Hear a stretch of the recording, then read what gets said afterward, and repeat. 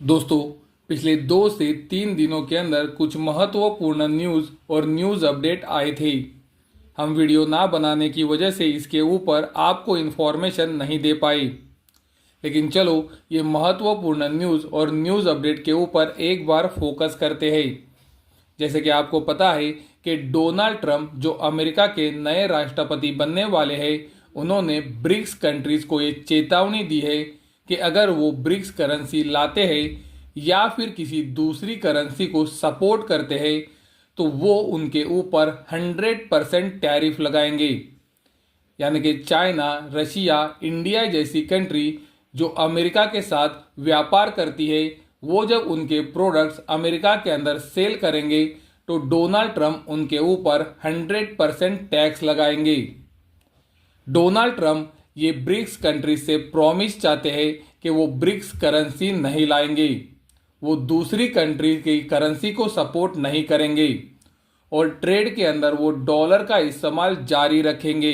Donald Trump ने ये जो धमकी ब्रिक्स कंट्रीज को दी है, ये एक्चुअल में डॉलर को कमजोर बनाती है और ब्रिक्स कंट्रीज को मजबूत बनाती है और गोल्ड सिल्वर को लॉन्ग टर्म के अंदर सपोर्ट करती है। दोस्तों, याद रखें, डोनाल्ड ट्रंप ये जो धमकी दे रहे हैं उस वजह से कंट्रीज डॉलर से दूर जाएंगी, क्योंकि उन्हें पता है कि अगर वो डोनाल्ड ट्रंप की बात नहीं सुनेंगे तो उनके ऊपर टैरिफ लगेंगे। और इसीलिए दोस्तों, हम देख भी रहे हैं कि बहुत सारी कंट्रीज दुनिया के अंदर अभी डॉलर के साथ गोल्ड के रिजर्व को भी बढ़ा रहे हैं। और इसका महत्वपूर्ण कारण यही है कि अमेरिका जो डॉलर से सभी कंट्रीज को धमकाने की कोशिश कर रहा है, उसी वजह से धीरे धीरे सभी कंट्रीज डॉलर से दूर जा रही है और अपने रिजर्व को बढ़ाने के लिए वो गोल्ड की तरफ भी बढ़ रही है। लेकिन मैं आपको क्लियरली कहना चाहूँगा कि ये प्रोसेस बहुत ही लंबा है। डॉलर को दुनिया के ट्रेड से हटाना इतना आसान नहीं है। डॉलर को रिजर्व करेंसी से हटाना इतना आसान नहीं है। ये एक बहुत ही बड़ा प्रोसेस है और इसे बहुत बड़ा समय भी लग सकता है। और इसीलिए मैंने कहा कि ये न्यूज़ गोल्ड सिल्वर के लिए पॉजिटिव है, लेकिन लॉन्ग टर्म के अंदर। डोनाल्ड ट्रंप ने ब्रिक्स कंट्री को ये चेतावनी दी कि वो ब्रिक्स करेंसी ना लाए, लेकिन दोस्तों मुझे लगता है कि एक्चुअल में ब्रिक्स करेंसी नहीं आ रही है। इसका मतलब यह है कि आने वाले कुछ साल तो ब्रिक्स करेंसी आना मुश्किल ही है। जैसे कि आप वीडियो के अंदर देख सकते हो, ये यूरो की हिस्ट्री है। यूरो ये यूरोप की करेंसी है। यूरो का क्रिएशन 1960 से शुरू हुआ और आप देख सकते हो यूरो एक्चुअल में एग्जिस्टेंस में आया 1999 में। यानी कि दोस्तों, यूरो को एक्चुअल में 39 साल लग गए एक्चुअल में एग्जिस्टेंस में आने को। तो दोस्तों, आप देख सकते हो, एक करेंसी को बनाना और उसे इंटरनेशनल प्लेटफॉर्म पे एक ट्रस्टेड करेंसी बनाना इतना आसान नहीं है। और मैं इसीलिए आपको मेरे वीडियो से लगातार बता रहा हूँ कि ब्रिक्स करेंसी आना इतना आसान नहीं होगा। और इसीलिए मैं कह रहा हूँ कि डोनाल्ड ट्रंप ने ये जो ब्रिक्स कंट्रीज को धमकी दी है, ये एक्चुअल में गोल्ड सिल्वर के लिए लॉन्ग टर्म में पॉजिटिव है। अमेरिका ये जो लगातार डॉलर की धमकियों से कंट्रीज को डरा रहा है, आज नहीं तो कल धीरे धीरे सभी कंट्रीज डॉलर का इस्तेमाल कम जरूर करेंगी। लेकिन जैसे कि मैंने कहा है कि ये इतना आसान प्रोसेस भी नहीं है और इसे सालों भी लग सकते हैं। तो ये जो डोनाल्ड ट्रंप ने धमकी दी है, ये गोल्ड सिल्वर के लिए लॉन्ग टर्म में पॉजिटिव है। 2 दिन पहले ही ये न्यूज आई थी कि यूक्रेन के प्रेसिडेंट रशिया के साथ सीज फायर यानी कि युद्ध विराम के लिए तैयार है। यूक्रेन के प्रेसिडेंट ने ये कहा भी कि रशिया ने जो यूक्रेन की टेरिटरी ये वॉर के अंदर जीती है, वो रशिया को वो देने के लिए तैयार है। लेकिन यूक्रेन के प्रेसिडेंट की एक शर्त है और वो शर्त ये है कि यूक्रेन के अंदर नाटो बना रहेगा, नाटो का प्रोटेक्शन यूक्रेन को मिलता रहेगा। मैंने आपको मेरे वीडियो से ये लगातार बताया है कि ये जो 2022 के अंदर वॉर की शुरुआत रशिया और यूक्रेन के बीच में हुई थी, ये इसी वजह से हुई थी क्योंकि नाटो रशिया और यूक्रेन के बॉर्डर के ऊपर अपने सैनिक और इक्विपमेंट्स खड़े कर रहा था। और रशिया ने ये लगातार कहा कि नाटो को यूक्रेन और रशिया बॉर्डर के ऊपर नहीं आना चाहिए। इस वजह से रशिया को खतरा है और ये वॉर भी इसी वजह से शुरू हुआ था। तो यूक्रेन के प्रेसिडेंट की ये शर्त रशिया के प्रेसिडेंट पुतिन मानते हैं कि नहीं, ये डाउटफुली है।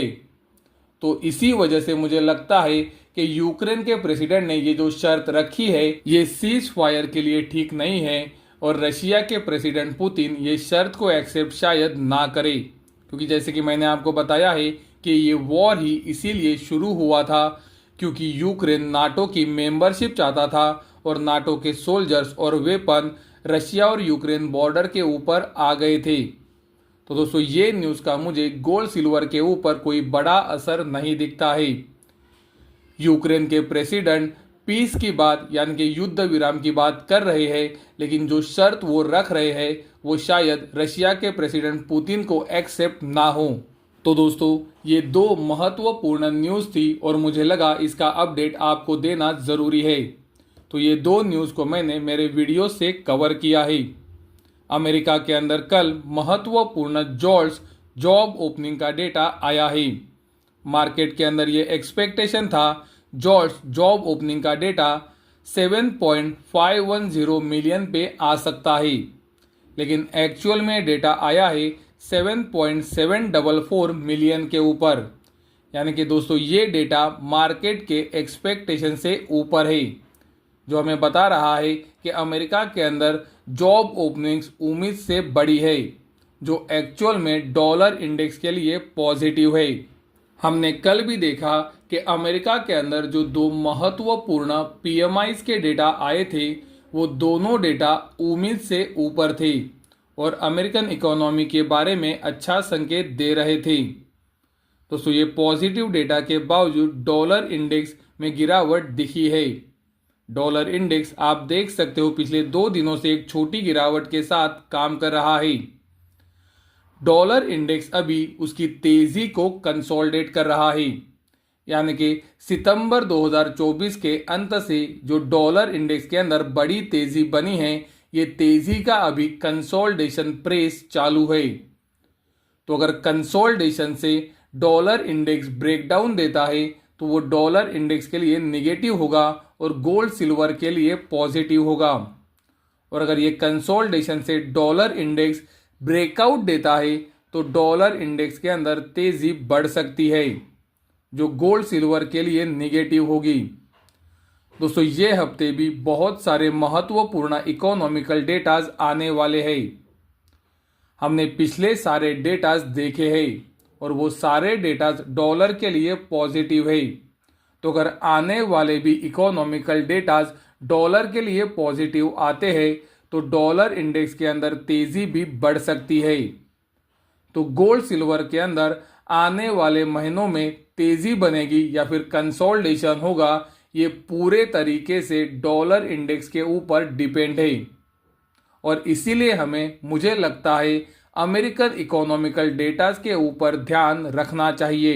22 नवंबर 2024 के बाद आप देख सकते हो डॉलर इंडेक्स के अंदर 2.30% की एक बड़ी गिरावट आई थी। उसके बावजूद भी गोल्ड के अंदर बड़ी तेजी नहीं बन पाई।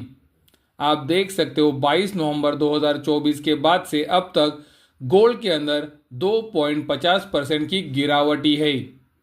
यानी कि दोस्तों गोल्ड ने ये डॉलर की गिरावट का फायदा नहीं उठाया है। तो आने वाले दिनों में अमेरिका के अंदर जो और डेटा आने वाले हैं वो बहुत ही महत्वपूर्ण हो सकते हैं। अगर ये सारे डेटा डॉलर के लिए पॉजिटिव आते हैं तो मुझे लगता है गोल्ड के ऊपर प्रेशर बना रह सकता है। मैंने आपको लगातार बताया है कि पिछले 2 महीने से गोल्ड एक रेंज के अंदर कंसोलिडेट कर रहा है। गोल्ड इंटरनेशनल मार्केट में अभी भी उन्हीं प्राइजेस के पास खड़ा है जहां पर वो 23 सितंबर 2024 को खड़ा था। तो गोल्ड ने बहुत ही अच्छा कंसोलिडेशन किया है। अब देखना ये ज़रूरी है कि डॉलर इंडेक्स यहाँ से ब्रेकडाउन देता है कि ब्रेकआउट देता है, क्योंकि इसके ऊपर ही गोल्ड की अगली तेजी या फिर मंदी डिपेंड है।